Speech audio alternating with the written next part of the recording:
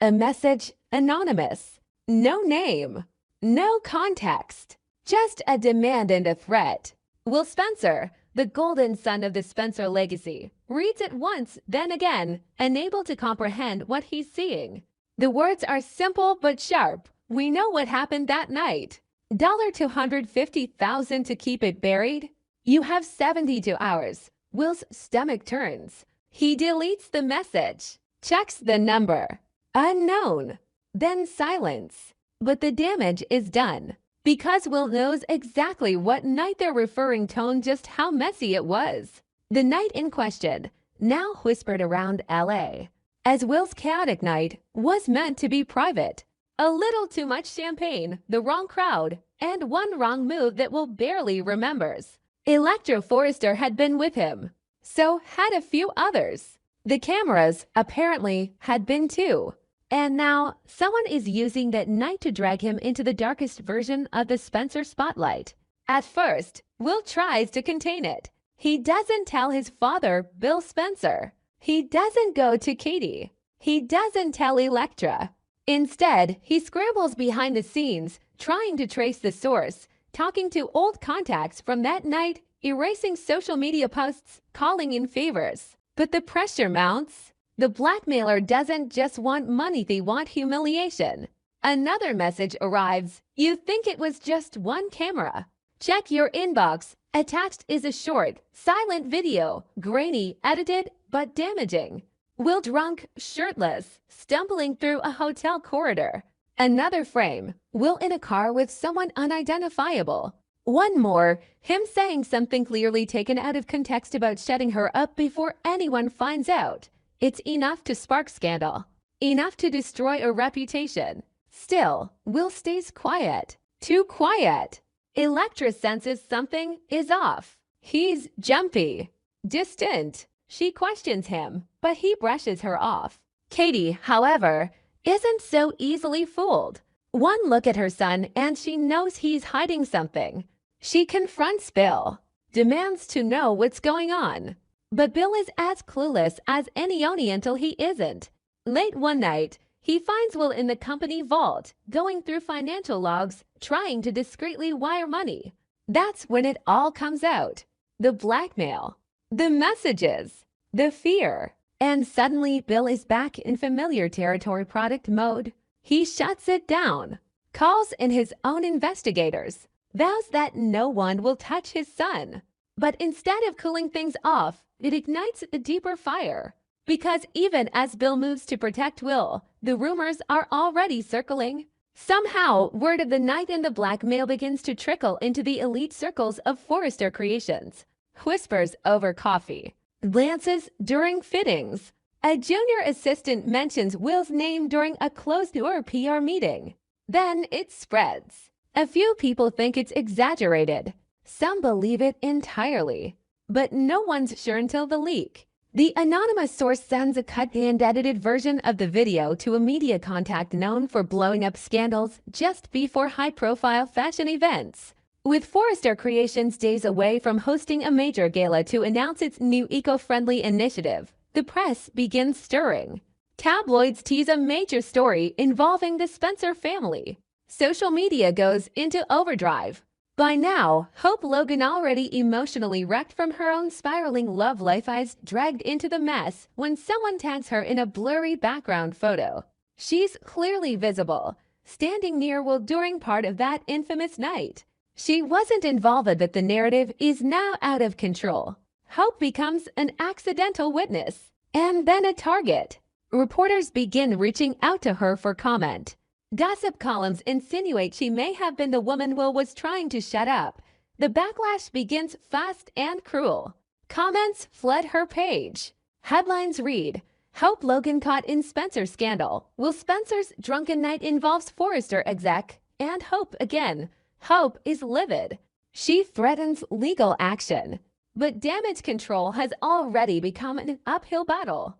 Inside Forrester, chaos erupts. Ridge is furious that the family is once again pulled into scandal through the Spencers. Brooke wants answers. Steffi demands immediate PR strategy adjustments. Carter, trying to stay neutral, urges a legal response. But the most surprising voice in the room is Thomas Forrester, who steps in it for drama bit to back Hope. He makes it clear to Ridge and the board that Hope was in the wrong place at the wrong time, and any further speculation about her involvement without evidence will be met with legal consequences. Meanwhile, the real storm is inside the Spencer house. Katie, having been lied to by both Will and Bill, explodes. She doesn't care about the money, or the brand, or the media front. She wants to know why no one told her. She's furious that Will thought he had to suffer in silence and that Bill handled things behind closed doors instead of coming to her. The rift between Katie and Bill, long held together by shared parenting and vague reconciliation, fractures again. Katie threatens to push for full custody if Bill doesn't step back from playing fixer and let Will take responsibility like a man. Electra, for her part, confronts Will directly. She demands honesty. She wants to know what really happened that night, who was involved, and whether she's dating someone she can trust. Will, cornered from all angles, finally breaks. He admits everything, not just about the night, but about how lost he's felt trying to live up to the Spencer name. About how, for one night, he tried to stop being the perfect son and ended up creating a disaster. But just when it seems things can't get worse, with full video drops. Unedited. Raw. Shared across social media and news outlets, minutes before the Forrester Gala is set to begin. It plays on tablets, phones, even accidentally on a live stream meant for the fashion event. All eyes are on Will, stumbling, slurring, and finally saying something that sounds so taken out of context, like a threat. The audio is damning, the visual worse, and the implications are nuclear. Will is called to step down from Spencer board duties. The company releases a statement disavowing any behavior that compromises our integrity. Bill is livid but also heartbroken. He threatens lawsuits, launches a personal investigation to find the blackmailer. But it's too late. The damage to the brand and the family is done. Hope's reputation, too, takes another hit. Forrester's gala goes forward, but without her presence. Her absence becomes the story. Carter issues a statement. Brooke does damage control on talk shows. But behind the scenes, Ridge asks the hard question, can Hope continue leading a line that's constantly under fire? And somewhere, watching it all unfold, the person who started it, anonymous blackmailer, sits back and smiles. Their plan worked. They didn't just blackmail a Spencer. They blew open a fault line that could take down Spencer Publications, Forrester Creations, and the tangled web between them all. In the final moments of the week, Will sits alone in his apartment, staring at the screen. Everything is out. Every secret. Every frame. He's not angry. Not anymore. He's numb. But one thing is certain. Whoever came after him made it personal. And Will Spencer is a Spencer. That means eventually he fights back. The Spencer scandal had already scorched every corner of Forrester Creations and Spencer Publications, but no one expected the final blow to come during a wedding. Especially not this wedding. The stage was set for a spectacle. Hope, Logan, and Thomas Forrester were getting married. Again. The venue was adorned with florals imported from Italy. Paparazzi swarmed outside. And Forrester's PR team worked overtime to rebrand the union as a symbol of resilience and reinvention. Ridge stood proudly beside his son. Brooke smiled stiffly, unconvinced but trying. Thomas looked calmer than usual, smoothed out, collected. And Hope.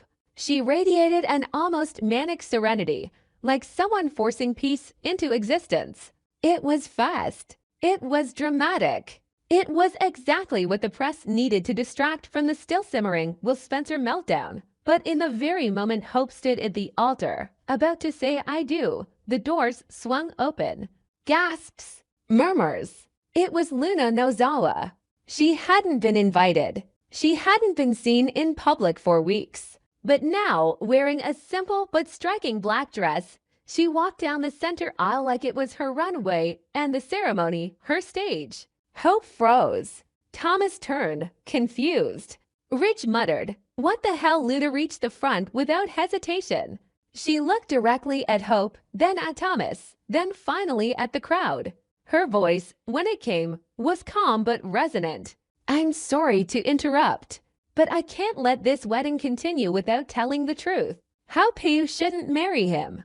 Not because of Thomas, but because you deserve to stop pretending." Hope's face stiffened.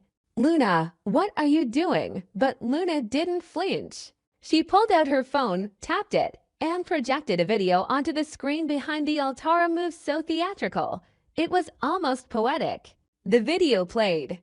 A hospital room. A crying baby. Luna in the bed. A nurse noting time of birth. And the kicker, a birth certificate. Spencer. Father, Will Spencer. The room erupted. Hope's mouth dropped open. Thomas turned, stunned. Rich cursed under his breath. Brooke nearly collapsed into her seat. Will Spencer, golden boy turned tabloid train wrecked a child. With Luna. And Luna had waited until this very moment to reveal it. The crowd buzzed like a hornet's nest. Hope tried to speak. "Why are you doing this now?" Luna looked directly at her. "Because I tried to keep quiet. For the baby. For Will. I gave him time. I gave him space. But he chose silence. Then he chose scandal. And now the entire city is watching this wedding, thinking you're the center of the drama. You're not. This child is. And he deserves to be known. Not buried in shame while the rest of you fake fairy tales." Thomas stepped forward, defensive. "This has nothing to do with us." "No, Thomas." Luna shot back. "It has everything to do with her. Because Hope keeps marrying the wrong men to run from the one truth she won't. Facetious still wrapped up in the Spencer family." More gasps. Brooke stood now, furious. "You could have done this privately." Luna didn't back down. "And been buried privately, too? Like the rest of the women who get used and discarded in this town." Then she dropped the final bomb. "Will try to pay me to disappear. Then tried to buy silence after our child was born. I have the bank receipts. I have the legal documents. And I have no intention of letting that little boy grow up without a name or a father." She handed a stack of printed papers to Rich for a verification, not permission. Security moved in. The event was crumbling. Thomas turned to Hope. "You want to still go through with this?" Hope looked paralyzed. Everything about the last few weeks' rush into marriage, the scandal, the headline as it all collapsed under the weight of this moment. Her lips trembled. I can't." The officiant stood awkwardly. "Do you want to take a moment?" But there was no need. Hope stepped away from Thomas, walked off the altar, slowly, quietly, leaving behind flowers, cameras, and a crowd that no longer knew what or who this wedding was about. Luna didn't gloat. She just left, quietly. Mission complete. Later that evening, headlines exploded. Wedding crashed. Luna Nozawa reveals secret Spencer child at Forrester ceremony. Hope Logan walks away again. Is the Spencer curse real? Will Spencer's love child rocks LA? As power families and behind the flashbulbs, the families scrambled to recover. Bill, blindsided, locked himself in his office. Katie demanded answers from Will. Rich canceled all post-ceremony press. Brooke held hope while the cameras tore her apart. And Carter, watching it all from a distance, just shook his head. Quietly, finally removed from the chaos. But somewhere in a nursery far from the fashion houses and media circus, a baby with Spencer bloodline slept peacefully. And whether the Spencers were ready or not, his name was now part of the legacy. Because Luna made sure of it.